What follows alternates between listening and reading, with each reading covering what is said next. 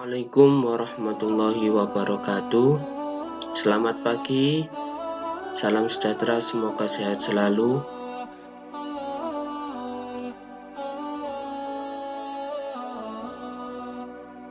Untuk pelajaran hari ini adalah pelajaran yang ketujuh, yaitu mengimani malaikat Allah.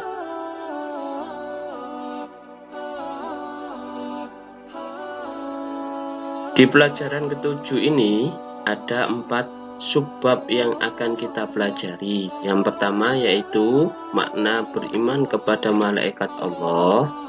Yang kedua, mengenal malaikat Allah dan tugas-tugasnya. Yang ketiga, menerima keberadaan malaikat Allah. Yang keempat, perilaku yang mencerminkan keimanan kepada malaikat Allah. Untuk pertemuan kali ini kita akan membahas subbab A dan B terlebih dulu.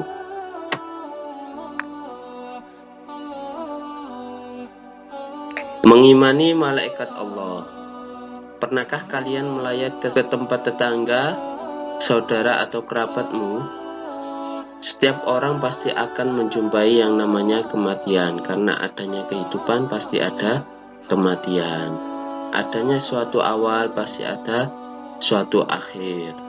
Ketika kematian akan datang, saat itu juga malaikat Israel datang untuk mencabut nyawa makhluk-makhluk yang ditakdirkan untuk meninggal saat itu. Lah, malaikat Israel ini merupakan salah satu malaikat Allah yang bertugas untuk mencabut nyawa makhluk-makhluk Allah yang menjalankan tugas atas perintah Allah. Maka dari itu kita harus mengimani adanya malaikat-malaikat Allah. Lah, apa sih malaikat Allah itu? Makna beriman kepada malaikat Allah. Malaikat adalah makhluk ciptaan Allah yang diciptakan dari cahaya. Makhluk adalah ciptaan Allah. Ini sudah kita pelajari di kelas 2. Makhluk adalah ciptaan Allah. Lah, malaikat itu ciptaan Allah yang tercipta dari cahaya. Malaikat adalah makhluk Allah yang paling patuh. Mereka tidak pernah melanggar perintah Allah. Semua perintah Allah dikerjakan dengan tekun. Mereka tidak pernah melakukan larangan-larangan Allah. Mereka tidak punya hawa nafsu. Oleh karena itu, malaikat tidak pernah makan, minum, menikah, ataupun tidur. Bahkan tidak merasa lapar. Lo gak mangan lapar, Pak? Enggak. Karena malaikat itu tidak butuh makan, maka malaikat tidak lapar, tidak haus, tidak ngantuk, dan lain sebagainya. Semua perintah Allah dilaksanakan oleh malaikat. Lah, malaikat merupakan salah satu jenis makhluk Allah yang gaib. Selain malaikat kan ada juga yang namanya setan, iblis, makhluk-makhluk Allah yang gaib. Manusia tidak dapat melihat makhluk gaib kecuali dengan izin Allah. Lah, meskipun gaib, kita harus tetap percaya kalau malaikat itu ada. Percaya kepada malaikat Allah itu termasuk rukun iman yang kedua.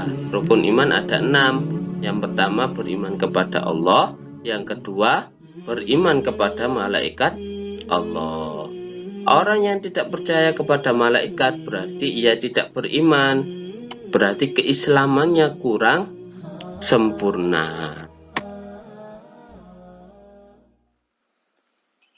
Subbab yang kedua, mengenal malaikat Allah dan tugas-tugasnya. Jumlah malaikat Allah itu sangat banyak sekali.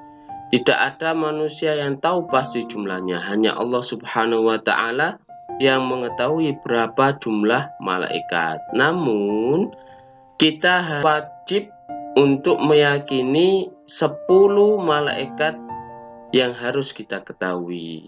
Mereka memiliki tugas masing-masing yang sudah ditetapkan oleh Allah Subhanahu wa Ta'ala. Yang pertama adalah malaikat Jibril. Tugasnya menyampaikan wahyu kepada para nabi dan rasul. Kalau bukan nabi dan rasul, itu namanya bukan wahyu. Wahyu tersebut disampaikan dari Allah Subhanahu wa Ta'ala. Termasuk juga Nabi Muhammad Shallallahu Alaihi Wasallam, Nabi tercinta kita, juga mendapatkan wahyu dari Allah Subhanahu wa Ta'ala melalui malaikat Jibril. Wahyu tersebut bisa berupa kitab suci Al-Quran yang menjadi pedoman umat Islam. Yang kedua, malaikat Mikail. Tugasnya adalah membagi rizki, hujan, sakit, sehat, angin, panas, bernafas, dan tidak bernafas, kemudian pembagian uang, dan lain sebagainya itu diatur oleh malaikat Mikail. Terus bagi-baginya kapan? Nah, itu tidak bisa kita lihat karena malaikat Mikail itu gaib. Yang ketiga adalah malaikat Israfil. Malaikat Israfil tugasnya adalah meniup sangkakala, yaitu trompet yang sangat besar yang akan ditiupkan besok hari kiamat. Sangkakala ini ditiup 2 kali ketika hari kiamat. Sangkakala pertama, pertanda akan dihancurkan seluruh alam semesta. Sangkakala yang kedua ditiupkan sebagai pertanda umat manusia dibangkitkan dari alam kubur menuju ke padang mahsyar. Malaikat yang keempat adalah malaikat Israel. Malaikat Israel juga sering disebut malaikat maut karena tugasnya adalah mencabut nyawa makhluk yang hidup. Jika kematian itu sudah akan datang, maka manusia tidak pernah bisa memundurkan atau memajukan 1 detik pun. Manusia tidak pernah tahu kapan akan mati. Oleh karena itu, kita harus senantiasa berdoa agar saat ajal tiba, kita mendapatkan kematian yang husnul khotimah, sehingga besok atau kelak nanti di akhirat masuk surganya Allah Subhanahu wa Ta'ala. Malaikat yang kelima dan yang keenam adalah malaikat Mungkar dan Nakir. Kenapa kok dijadikan satu? Karena malaikat Mungkar Nakir ini memiliki satu tugas yang sama, yaitu sebagai penanya di alam kubur terhadap orang-orang yang sudah meninggal.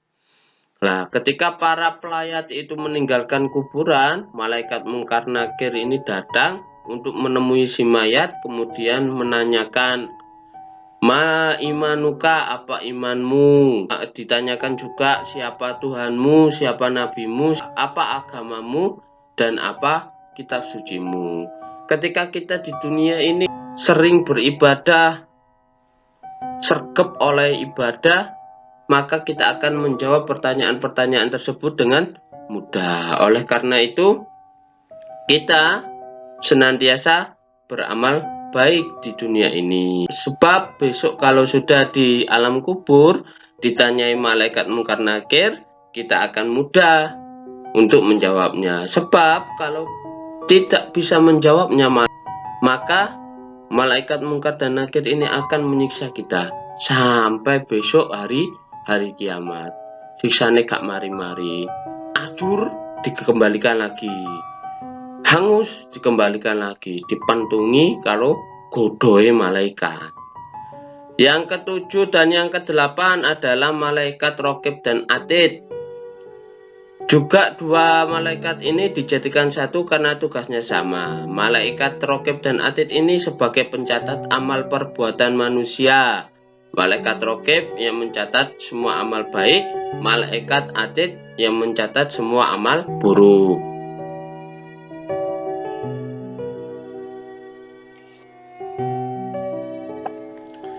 Oleh karena itu, karena ada 2 malaikat yang ada di diri kita, maka hendaknya kita senantiasa berhati-hati dalam beramal. Jangan sampai ada kejahatan yang kita amalkan. Yang kesembilan adalah malaikat Malik. Malaikat Malik bertugas sebagai penjaga neraka. Neraka ini memancarkan hawa yang sangat panas sekali, terbuat dari bara api yang menjalar-jalar. Panasnya melebihi panasnya api di dunia. Neraka ini diperuntukkan bagi orang-orang yang ingkar terhadap Allah Subhanahu wa Ta'ala, yang tidak pernah menjalankan perintah Allah, selalu melakukan apa yang dilarang Allah, selalu berbuat maksiat, selalu berbuat kejahatan ataupun keburukan. Malaikat Malik berdiri di depan pintu neraka dengan muka yang menyeramkan. Ketika ada orang yang akan masuk neraka, langsung diuncalno karo malaikat Malik, dilebokno, dihancurkan di neraka. Yang ke-10 adalah malaikat Ridwan. Malaikat Ridwan memiliki tugas menjaga surga. Dia akan berdiri di pintu surga dengan tersenyum lalu menyambut orang-orang yang masuk ahli surga. Ahli surga adalah orang-orang yang senantiasa taat beribadah, rajin beramal soleh ketika di dunia ini, dan selalu menjalankan kewajiban dan menjauhi larangan Allah Subhanahu wa Ta'ala.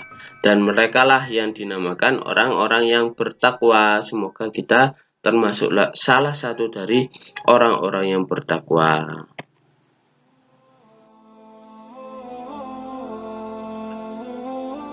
Untuk materi yang ketiga ini akan kita bahas di pertemuan yang selanjutnya.